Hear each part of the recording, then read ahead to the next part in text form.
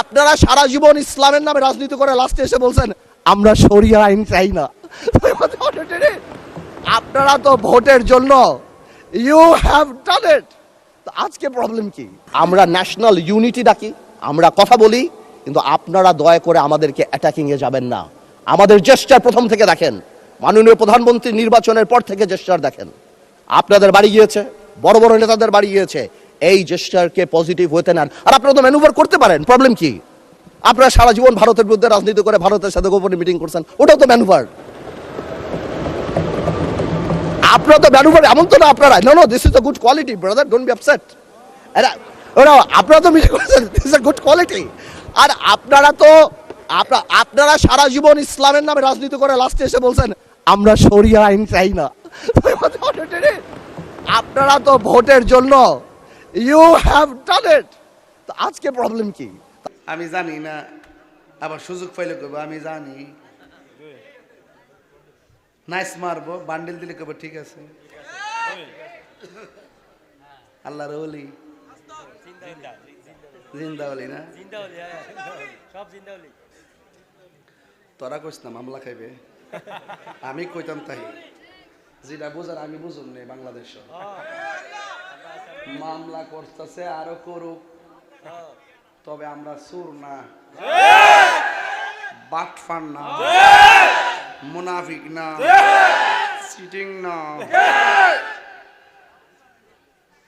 Membership ডরায়েন না, আপনারা তো ক্ষমতা তুই কথা করেন না, আমরা আছি, সমস্যা নেই, চিন্তা নেই, আছি।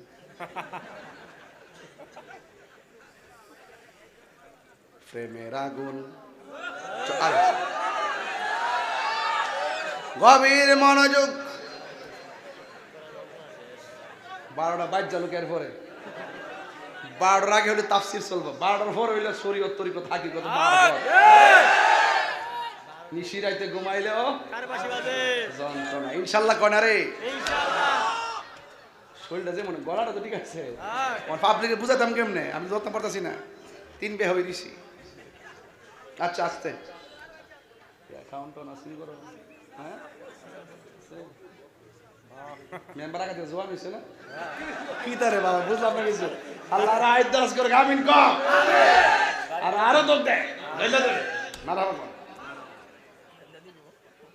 বাজান। আমি যে সুরে কথা বলি আপনারা আমার পালস বুঝেন। আমরা মুনাফিক না, আপনার কি মুনাফিক? মুনাফিক কাফের চাইতো আরো খারাপ। এক কথা কোন ঠিক কি না কোন?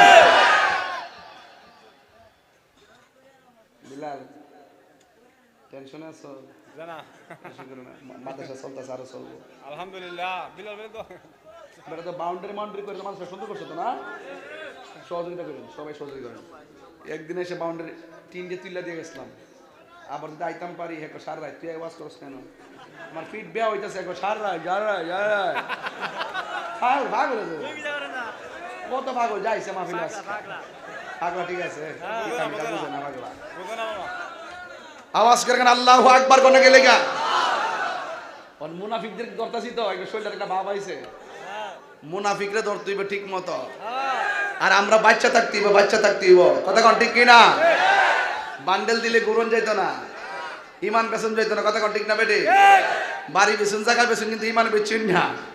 কই গো মাছ আসিরা, মাঝে মাঝে কেন বুরকা পরে বাইট ফাড়াই দিব, ফাল্লাত কেলাম বইরেন না, কথা কোন ঠিক না বেটে? ও আম্মাল মুনাফিক ওয়াল কাফের, এই চুপ থাকেন,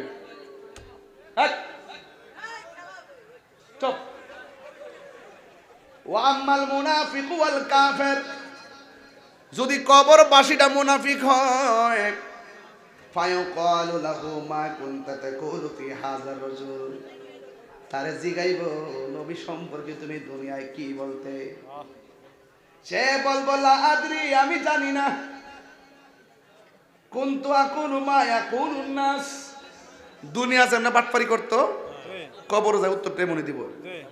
আমি কিছু জানি না, মানুষে যা কইতো আমি যা শুনতাম তাই কইতাম। দেখছেন নি, মানুষের উপরে দোষ দিয়া দিব। তখন ফায়ুকালু লাহু, তারে বলা হবে লা তারাইতু ওয়া লা তারাইতা, তোমার যে কোরআন দেওয়া হয়েছিল সেই কোরআন তেলাওয়াত করে শিখলা না কেন, বুঝলা না কেন, মানলা না কেন? যখন সে উত্তর দিতে পারবে না, ওই ভাই উদরাবু বিমা তারিকি মিন হাদিদিন, ওই তারা বাইরেই বেলাইগা হাতুড়ি ফাড়াইব, লোহার একটা হাতুড়ি তারে ফিরাই বেলাইগা। ফায়াসিহু সাইহাতাই ইয়াসমাউহা মাইয়ালিহি গায়রা সাকালাইন।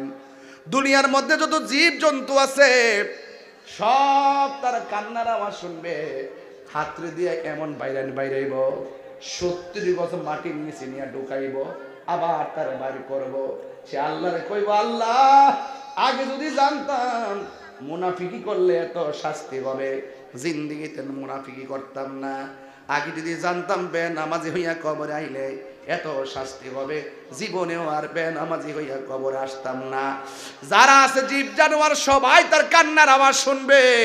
গায়রা সাকালাইন, দুইটা জাতি কান্নার আওয়াজ শুনবে না। এখন বলবেন তাহিরি হুজুর, গায়রা সাকালাইন মানে কারা? 1 নম্বর হলো মানুষ, 2 নম্বর হলো জিন। জিন এবং মানুষ ছাড়া যত প্রাণী আছে কামার খোলার কবরের আযাব তারা শুনে। একটা গরু গরুস্থানে নিয়ে বাইন্দা রাখবেন, ঘাস খাইতেছে, হঠাৎ করে দেখবেন রশিটা ছিঁড়া দৌড় মারে, কারণ কবরের কান্নার আওয়াজ তাদের কান বাড়ি হয়ে যাও, বাঁচাও বাঁচাও বাঁচাও। আল্লাহর হাবিব বলেন, আমি নবী যখন মেরাজে গিয়েছি, যাওয়ার পরে আল্লাহ আমার অনেক আযাব দেখাইছে, কিন্তু কবরের আযাবের মতো এত কঠিন আযাব আর আমি কিছুই দেখি নাই।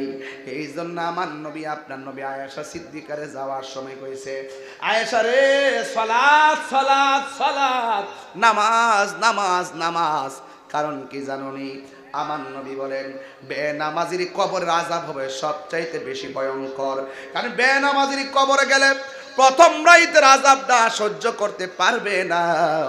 এর মধ্যে 1 নম্বর আযাব হলো ডাইন পাশের মাটিগুলো এক প্রান্তে চলে যাবে।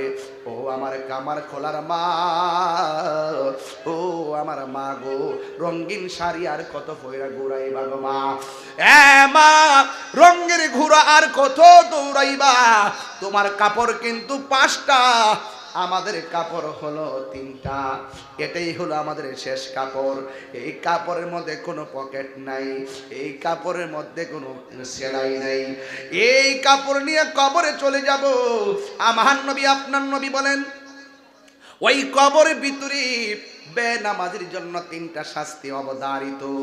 বেনামাজির কবরের প্রথম রাত হবে ভয়ঙ্কর। কি ভয়ঙ্কর শোনো।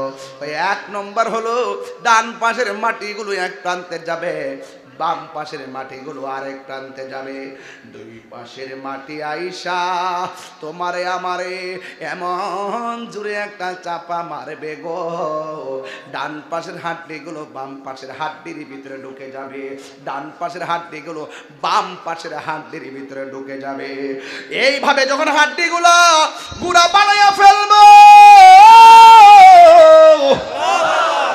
তুমি আমি কাবার খোলার গুরুস্থানে এমন জোরে আল্লাহরে ডাক দিয়া বলবো, আল্লাহ ও আল্লাহ, আগে যদি জানতাম বেনামাজি হইয়া কবর আইলে এত শাস্তি, কোনদিন আর নামাজ ছাড়তাম না।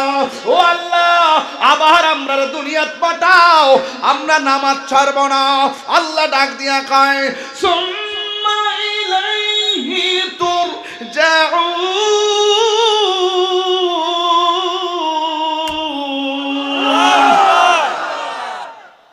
ইন্না লিল্লাহি ওয়া ইন্না ইলাইহি রাজিউন।